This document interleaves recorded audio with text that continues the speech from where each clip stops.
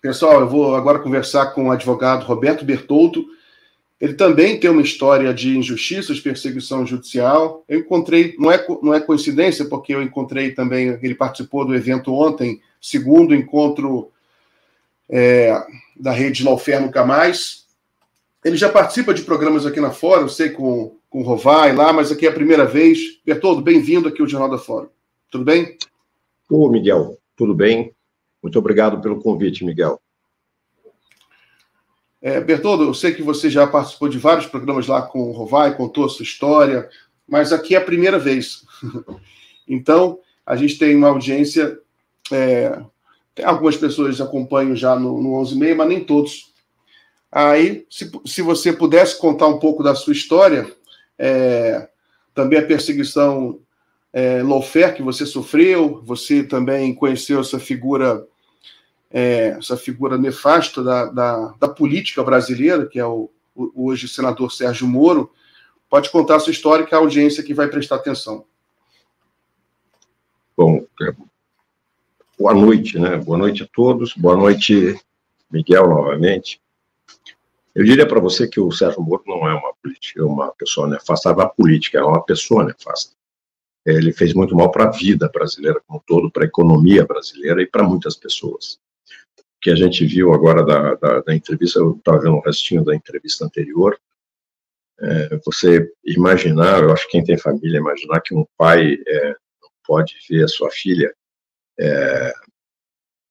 recebendo a justiça e tê-la que ver de tornozeleira é algo muito triste. Mas o que aconteceu comigo, eu acabei sendo preso em 2005 pelo Sérgio Moro, pela equipe dele, pelo Carlos Fernando, pelo Deltan Dallagnol. E nesse episódio fui preso 6 horas da manhã. Foi uma operação muito interessante, sob o ponto de vista de espetáculo, uma vez que eles se utilizaram de 300 policiais para prender a quadrilha de um único homem, no caso eu. Era uma operação, salvo engano, o nome era TNT, portanto, TNT é dinamite, né? É a sigla que é tratada, dinamite. Eles, no mesmo momento, entraram na minha casa, eu tinha 3 casas, em São Paulo, Brasília e Curitiba. Eu estava em Curitiba, entraram nos meus escritórios de São Paulo, Curitiba e Brasília. Portanto, são 6 locais, mais a casa da minha filha, a casa da minha ex-mulher, a casa do meu sogro e da minha sogra, um movimento que parecia estavam talvez atrás de um traficante extremamente perigoso, um negócio cinematográfico, um negócio doido. Eu fiquei preso daí durante 5 dias, eu simplesmente não sabia a razão pela qual nem meus advogados tiveram acesso às razões pelas quais eu estava sendo preso, e com episódios assim muito, muito interessantes. Por fim, eu acabei descobrindo que eles me acusavam de ter grampeado o Sérgio Moro, de ter comprado uma decisão judicial, num movimento bastante interessante da vara lá do Sérgio Moro, que eu teria comprado um juiz, um ministro do STJ, mas nunca sequer investigaram esse juiz. Quer dizer, eu comprei alguém que... Então, o comprador foi... O comprador teria sido, então, processado e aquele que teria praticado em conjunto tal crime não apareceu em momento nenhum, não se falou nada. Muito bem. Muito embora a gente tenha realizado todas as provas que demonstraram que eu não havia feito, ainda assim eu fui incriminado.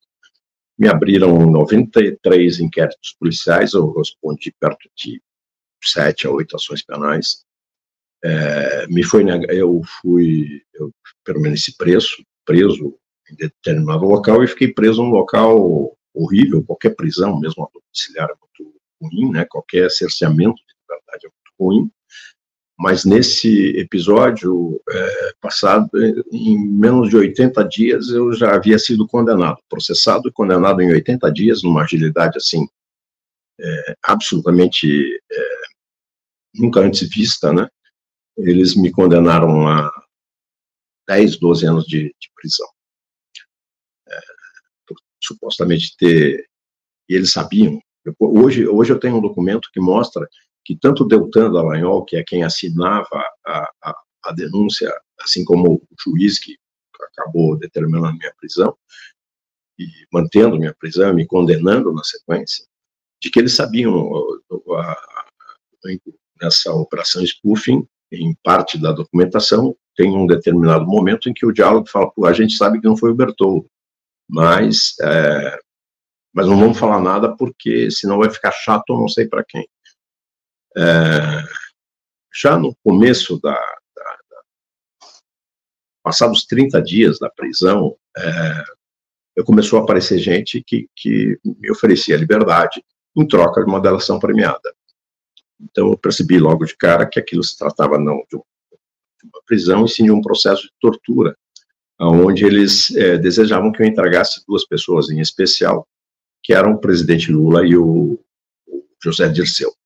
Havia um comentário muito forte de que eu era a pessoa do Zé Dirceu, que representava o Zé Dirceu no Paraná, e eu nunca fui. Eu sou amigo do Zé Dirceu, respeito muito o Zé Dirceu. Mas, em 2005, Sérgio Moro, Deltan Dallagnol, Carlos Fernando e toda aquela equipe, né, Martelo, tinha outros procuradores aí da República, já tinham o desejo pela busca, né, pela prisão de Sérgio Moro, prisão de... Eles queriam que eu acusasse algo relacionado ao José Dirceu e ao presidente Lula. Mais recentemente veio um delator, que foi quem disse que eu teria praticado esses crimes. Ele veio à imprensa muito recentemente, até acho que foi nesse ano, dizendo que ele foi obrigado a mentir a respeito desses fatos, que ele teria inventado isso, que é o Tony Garcia. Ele vem e conta a história, com detalhes, inclusive, os momentos em que ele esteve com o Sérgio Moro, e o Sérgio Moro, e me parece até que ele gravou o Sérgio Moro, no ambiente, ele tinha conversas com o Sérgio Moro diárias, ele tinha... enfim, eu acabei ficando 2 anos preso, eles me trocaram 5 ou 6 vezes de presídio, cada vez para um presídio pior, e cada episódio de mudança de presídio aparecia um indivíduo que vinha me oferecer uma delação. Era a promessa: você voltará para casa desde que você entregue o Zé Dirceu e o Lula. Em determinado momento eles perceberam que eu não sucumbia a esse tipo de tortura, esse tipo que é um processo extorsivo, na verdade. Eles retiraram o Lula, achando que talvez se fosse só o Zé Dirceu, e aí eles incluíram alguns deputados, uns desembargadores na lista, eu faria isso. Eu não fiz, não faria, até mesmo porque não havia nada para falar, né? E não inventaria, como alguns acabaram fazendo durante o processo da Lava Jato, que para se verem livres acabaram inventando histórias, né? Foi um processo assim de perseguição que levou 2 anos, que não terminou ainda, porque eu ainda tenho bens bloqueados, que é um processo que é impressionante, que tem um grau de sadismo, que é um negócio doentio, por parte especialmente do Sérgio Moro, em que as ameaças, o tipo de ameaça, eu cheguei em determinado momento, o que eu falei ontem até, ontem eu havia dito que o que gera mais curiosidade das pessoas, e eu como advogado às vezes tento explicar sob o ponto de vista legal, mas o que gera curiosidade das pessoas é o que eu passei na cadeia. Casualmente vou contar o que aconteceu no almoço, e eu reuni um grupo de pessoas bastante, alguns amigos, outros nem tanto, mas havia deputados, havia diplomatas, havia pessoas hoje na minha casa que acabaram se juntando e almoçaram aqui em Brasília. E aí surgiu a conversa. Um amigo meu me disse que banana e doce de leite seria um prato. A gente pediu goiabada com catupiry, que é um queijo, enfim, é um prato brasileiro, e esse amigo disse que o prato tradicional, conhecido na Argentina, seria banana. E eu contei dos episódios que eu passei fome e que eu peguei uma aversão de banana, porque durante esses 2 anos, mais para o final, a partir do 7º mês de prisão, a sobremesa que eles serviam era uma banana no domingo. Então, o prêmio dos presos era receber uma banana como sobremesa. E que eu peguei uma aversão de banana a partir desse episódio, é um negócio que até interessante, né? E que, então, a cada 15 dias era uma banana ou era um docinho de amendoim, tipo uma paçoca, e que eu cortava essa paçoca em 7 pedaços para ter um pedacinho de sobremesa todos os dias. Mas isso é pouco relevante perto do que a minha família passou. Porque eu não admiti que a minha, então, mulher, que era advogada, me visitasse, nem minha filha me visitasse, nem meus filhos me visitassem na prisão, para não passar pela humilhação da revista Íntima. Então eu fiquei longe de contato familiar, porque eu não queria submeter, em hipótese alguma, nenhuma delas e nenhum dos meus filhos a passar por um episódio desse. Infelizmente, milhares de brasileiras, de mulheres, de crianças, passam por isso. Eu acho que o CNJ deveria se debruçar sobre isso, tentar corrigir. Hoje existe tecnologia suficiente para que as pessoas não sejam submetidas a esse tipo de humilhação. Talvez eu tenha tido a força de enfrentar isso e não permitir que minha família passasse por isso, mas outros talvez não tenham, e seguramente não tem. A gente tem hoje um contingente de quase 800 mil presos, sendo que boa parte deles são presos provisórios, então a gente deve ter perto de 800 mil pessoas inocentes que acabam passando por um processo desse, e que faz parte do processo de humilhação, de desrespeito aos direitos humanos do preso. O preso, no nosso processo penal e na execução penal, é visto, deveria ser visto, deveria ser respeitado, e para isso existem direitos humanos, né? Que para a turma do Bolsonaro só funciona direitos humanos para o pessoal de 8 de janeiro, por todo o resto não, né? Como se eles fossem menos responsáveis por aquilo que fizeram do que os demais. Então, a penalização traz castigos. Mas voltando, eu estou entrando na questão da prisão, mas talvez isso não seja o foco, né? Porque o foco é o seguinte, porque além de preso, eles prendem teu patrimônio e você passa a viver uma verdadeira morte civil. Morte civil no direito é algo que existiu na Idade Antiga, na Idade Média, e em alguns locais do mundo, historicamente, ela foi até o século XVIII. E ela existia como pena, onde o indivíduo, embora vivo, não podia realizar nada, ele não podia ter conta, não poderia movimentar dinheiro, não poderia fazer não poderia ter filho, registrar um filho, não poderia ter documento público, não poderia adquirir absolutamente nada, porque era decretada a morte civil do indivíduo. Então era um tipo de pena que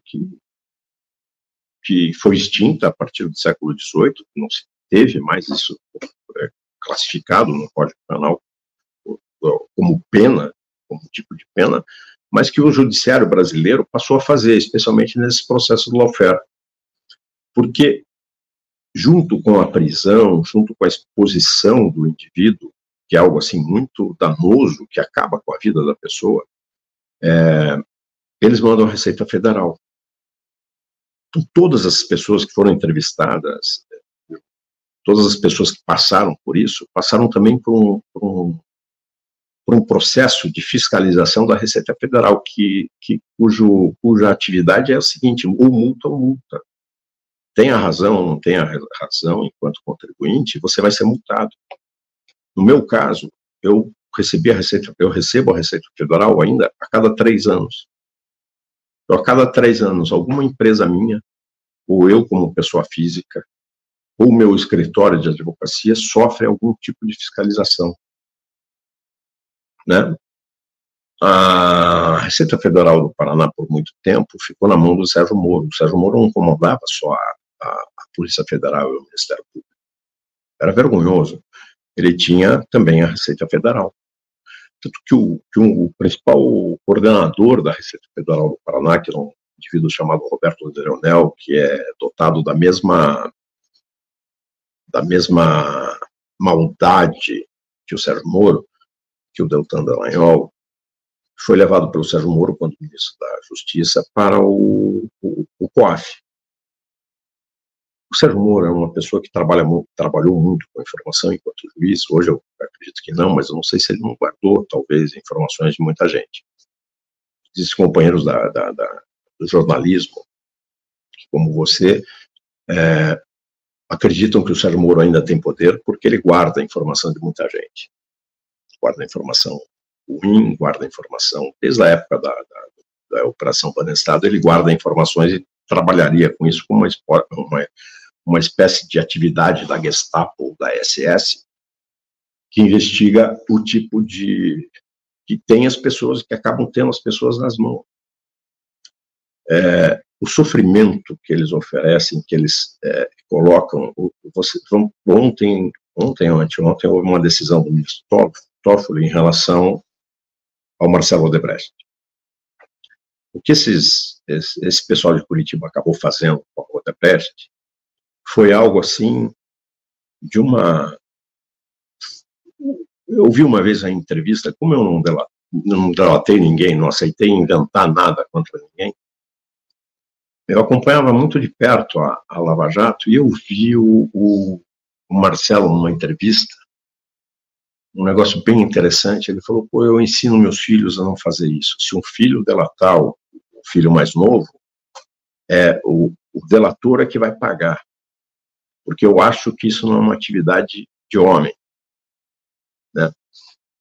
E permaneceu sem falar nada, sem dizer nada e tal. Até o momento em que me parece que prenderam uma secretária dele, colocaram em risco, não sei, algo assim nesse sentido. Então eles vão agravando, através desse processo do lawfare, eles colocaram a Receita Federal em cima, os bancos param de oferecer recursos de empréstimo, antecipam as cobranças de contratos de financiamento e o que determinou, por fim, a recuperação judicial da Norberto Odebrecht, das suas companhias, todo o seu grupo, na verdade, né? E começaram a prender os executivos.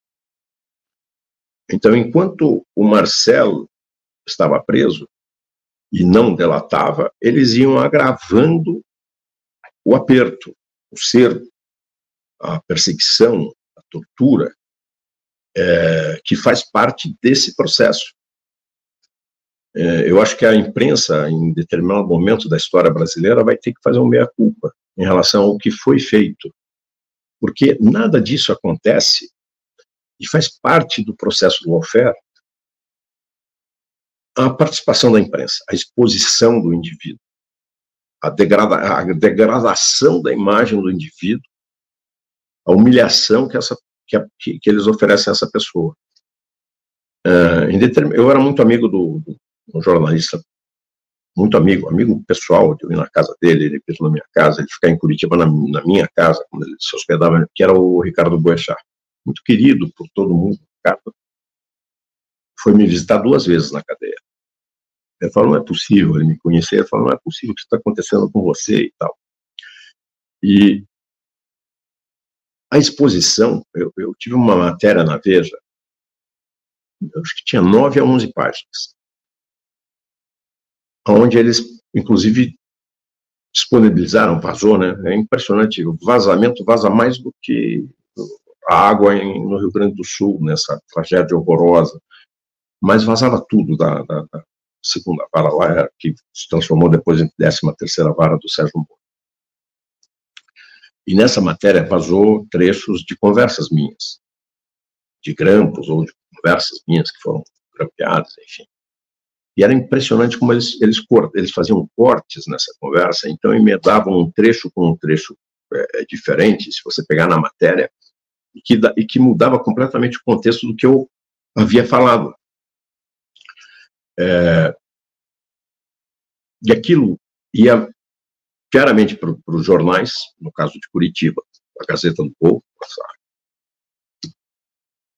a Gazeta do Povo, que mostra hoje a...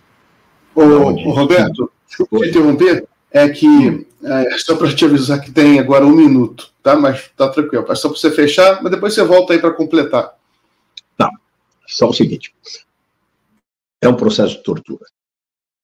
É um processo de tortura que poucos resistem. Tanto que eles tiveram o sucesso de fazer com que muita gente na Lava Jato falasse, inventasse. O Palocci foi um.